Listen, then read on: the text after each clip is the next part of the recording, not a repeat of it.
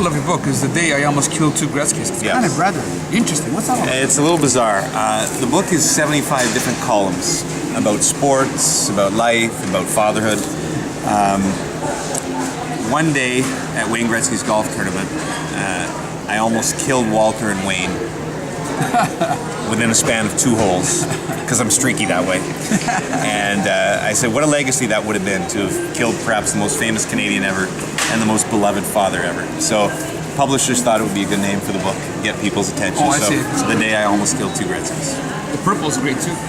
Yeah, I'm getting a little bit of flack for that. You know, hockey is not exactly the most fashion-forward of environments.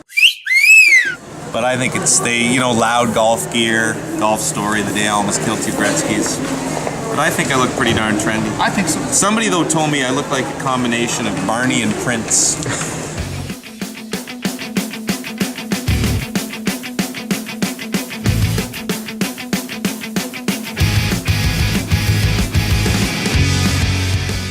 This was a great example of it. My son plays minor hockey, rep hockey, and we went to a tournament in Pittsburgh. And so you have tons of kids from all over North America in these hotels. And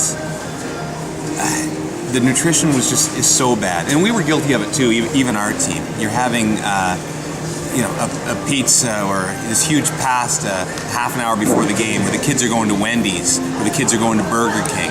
And it was just ridiculous, and you could see it in the performance, not just our team, but the other teams as well, how sluggish they were on the ice when they eat like that.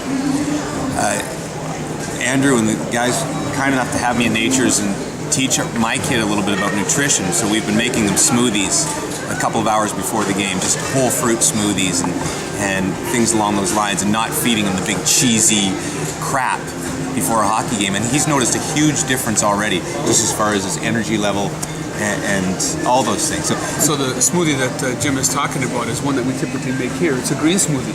And it's simple ingredients. It's whole ingredients. It's spinach and berries and banana and dates and a little bit of water. Right. And what a great way to get energy before and after a game. I think it's scary. I think some people get scared by green color or brown color, or the fact that spinach or greens are in a smoothie, but you don't taste that stuff. The taste of chocolates or fruits masks that.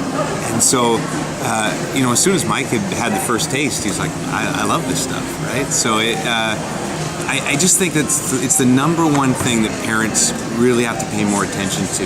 And the stuff like this makes a huge difference.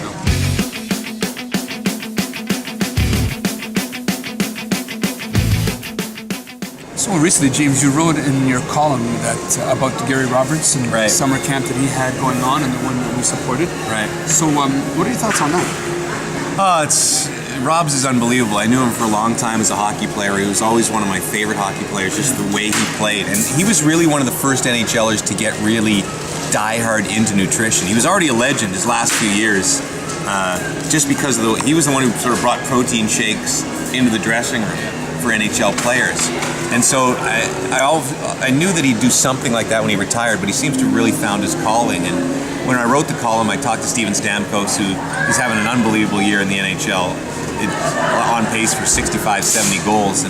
And he was up here, I know, spent a lot of time up here eating your food this summer, and absolutely loved it. I asked him, I said, what was your favorite thing? He said, the mango mousse. I still crave the mango mousse every single day, but yeah, there's so much that goes into being a successful hockey player. It's not going to guarantee you, if you eat properly, that you're going to score 60 goals. That's just not the way it is. But it's going to give you an advantage. If two guys are dead even in talent, then the guy that eats right, I can almost guarantee is going to be better. And Stamkos is still doing a lot of the stuff that he learned here this summer, he told me, and he's just having an an unbelievable season. Well, this has been nice conversation, James. Appreciate Andrew. that. I appreciate you guys having me. It's like I said, it's made a big difference in our lives eating up here. So it's great to be able to come and sell some books. That's it. Thank you very much.